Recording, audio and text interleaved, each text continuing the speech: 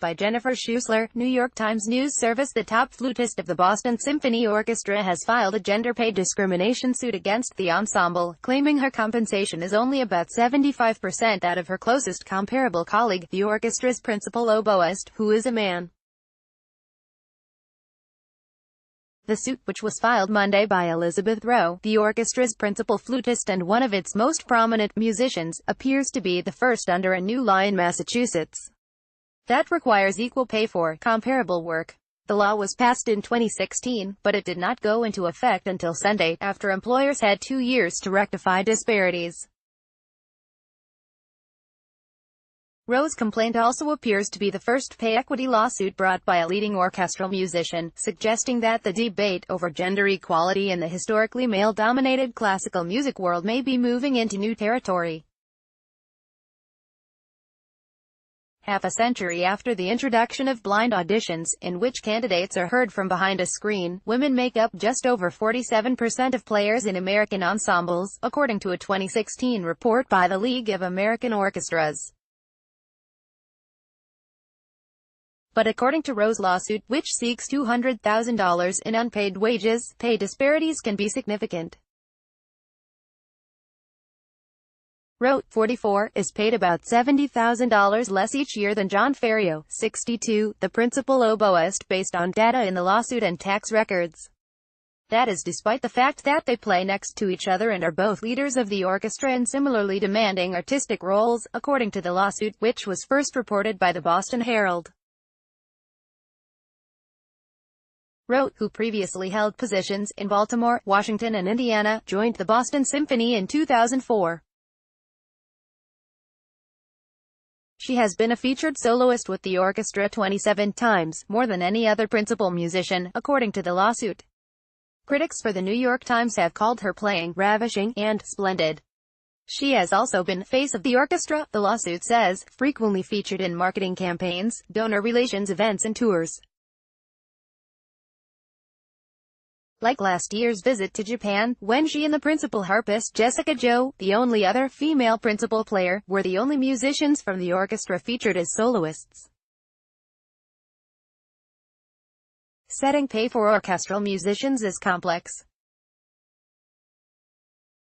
Collective bargaining agreements guarantee a minimum base salary, but principal players and others generally negotiate significant overscales based on solo fees, costs of instrument ownership, promotional duties and other variables. Drew McManus, an arts consultant who has advised musicians on contract negotiations, said many orchestras fail to be rigorous in quantifying a musician's value, allowing room for bias. It's hard to make apples-to-apples comparisons between individual musicians, he said, but a mix of tradition and apathy conspires with a lack of formal compensation policies to produce a system that practically begs for problematic outcomes. Rowe's suit claims that in addition to being paid less than Ferriero, who made $286,621 in 2015, according to tax filings, she was also paid less than the orchestra's principal trumpet, viola, timpani and French horn players, all of whom are men. Even after adjusting for seniority within the orchestra, the lawsuit claims, Rowe was still paid only about three-quarters of Ferriero's compensation. The suit also claims Ferriero and some other male players got automatic pay increases each time the base pay was increased, while Rowe did not.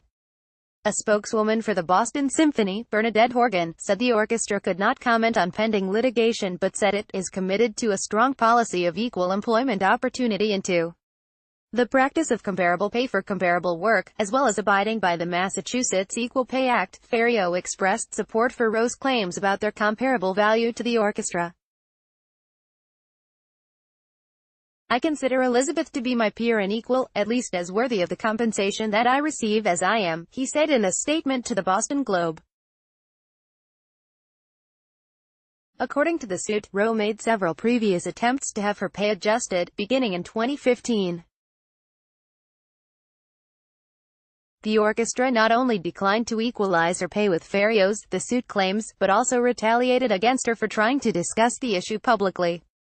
Last December, according to the lawsuit, the orchestra's management asked her to appear in a National Geographic documentary about gender equity hosted by Katie Couric.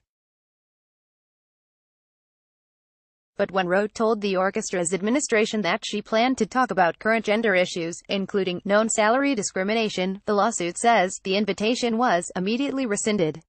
Central to the suit is the issue of salary history, which it calls a tainted variable. Laws forbidding employers from asking job candidates about previous salary have been passed recently in Massachusetts, Delaware, California, New York City, Philadelphia and elsewhere. There is a growing recognition that an obvious source of perpetuating the pay gap comes from relying on past salary, said Jillian Thomas, a senior staff attorney at the American Civil Liberties Union's Women's Rights Project. The new Massachusetts law, like others, also says that salary history cannot be used as a justification for gender disparities. According to the lawsuit, Ferriero, who was hired in 2001, had his compensation set at 200% of the orchestra's base rate, to match his previous pay at the Metropolitan Opera, where he was principal oboist from 1986 to 2001. The suit says Rowe was hired in 2004 at 154% of the base rate. Her current salary, the suit argues, fails to take into account her accumulated experience since joining the orchestra, which it calls substantially equal to what Mr. Ferriero had when he was hired. Elizabeth Rogers, Rowe's lawyer, said in an email that her client hoped to reach an amicable resolution with the orchestra, which will hold its annual Trustees and Overseers Week later this month at Tanglewood, its summer home in the Berkshires. She added that Rowe sees this as a wonderful opportunity for the BSO to make a positive stand on the right side of one of the most critical social issues of the day.